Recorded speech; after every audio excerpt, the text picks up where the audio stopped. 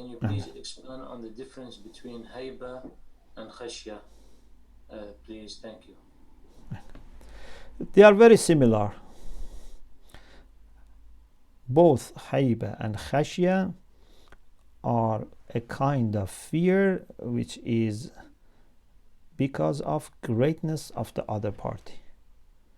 Of course, in the khashya, the focus is more on greatness of that person, and hayba, maybe the focus is more on revering and ta'zim of that person or that subject, but it's very, very similar.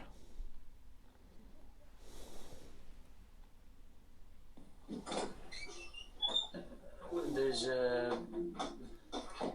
one of our sister Firdaus Salam, how we understand the meaning of, but I don't see the rest of the question. Are you able to? Maybe I answer a question on Facebook and then you can. So one question on Facebook is, drunk people most of the time understand what they are saying but don't understand in a sense of being consistent with what they are saying, i.e. their action and condition doesn't match Salat. Could this be the meaning? So drunk people,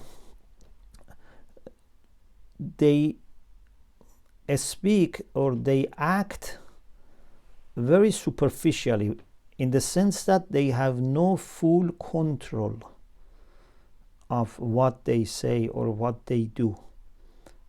If they are not challenged and no problem happens when you need only 10% or few percent of your attention, maybe it's okay. For example, when they drive, if someone is drunk, maybe he can drive few miles.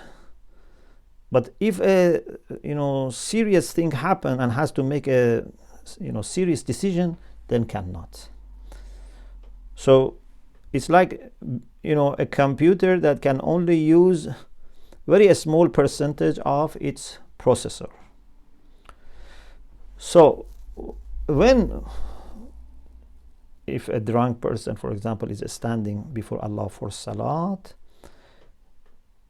maybe superficially understand, but his main focus, main attention is not there. 95% of mind is not processing. This is the problem.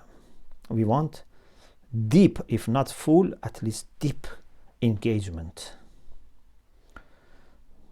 Did you find the question? Yes, so we have quite a few questions coming in here. Yes. I'll give you a sense of them. Yes. Assalamu alaikum. How do we understand? Alaikum assalam wa rahmatullahi. How do we understand? How do we understand the meaning of praise that we do in Salah when we say Azim A'la? What about the Salah? We talk about it, inshallah. Yes. Perfect. All the secrets of these things come. What about the Salah of someone whose actions are not that good, but they're trying to improve? What about the Salah of someone whose actions are not that good, but they're trying to improve? Very good. Another question is... Let me answer one by one, I may forget. As long as I show that I am improving, they let me to be in the school. Yeah.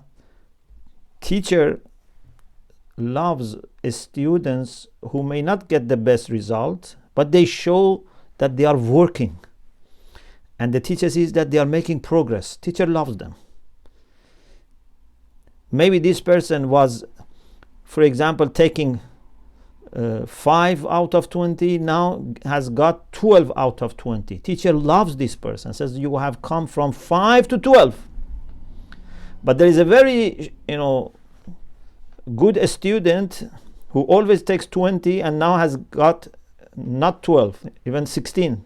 Says, no, you could get 20. So when we show that we are working and we are putting our energy into this, and Allah loves us. Therefore, if you remember in some lectures when we talked about hadith qurb nawafil, hatta uhibbah, I said hatta uhibbah is either for the people who have stopped the problems in their soul, or people who are showing to Allah that they are working hard. Allah loves both, even if they still have some problems. Thank you, Shaykhna. You're welcome. And here we have a question. How do you get people who do not pray to pray, especially those who are seniors? There are lots of things to say about this, and one way is to see whether an intellectual discourse with them can help. So what is their problem? Do they have any question, any doubt, any shubha about salat? So you have to clarify. But someone says, no, I have no doubt. I know salat is wajib, I know salat is very, very important, but I am lazy, it's difficult for me. So you have to find out whether that person needs some intellectual discourse, or this person needs some energy, some encouragement. If this person needs some encouragement and energy, then telling them about stories of beautiful salat, and or seeing in you the beauty of salat. One of the best things to encourage your children or people who are around you with about salat is if they see beautiful salat that you make and the impact of salat on you. If I am a good person, a successful person, respectful person, and I am saying salat with huzur al-qalb, other people certainly want to try.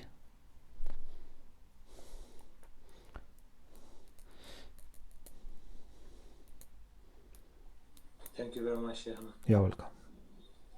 There was one follow-up, perhaps, or similar, related question. Sometimes insisting on praying makes people turn away. Why is that? They seem to have an aversion to it. Insisting, as I said, you have to find what is the problem. If this person already knows that it is wajib, you keep telling him it's wajib, he knows it's wajib, and he doesn't have doubt about it. You have to find out what is the problem. If the problem is not that that person has doubt about it, the problem is that that person doesn't appreciate salat enough, or it's lazy, weak in character, then you have to solve those problems. And for these problems, sometimes you have to do it indirectly. If you just keep, the easiest thing is just to keep telling them, salat is wajib, but this is not the best solution all the time. You have to find what makes that person not able to appreciate salat. Thank you very much, Shaykhna. You're That's welcome. it for the questions on the chat here. Very good. Thank you very much. Thank you all of you on Zoom, on Facebook, and please remember each other and me in your du'as, and we ask Allah subhanahu wa ta'ala to help us, inshallah, improve our salat and make our salat, inshallah, salat of true followers of Muhammad and Ali Muhammad, inshallah. Ahsantum fi amanillah. Ahsantum. Thank you. Khuda hafiz.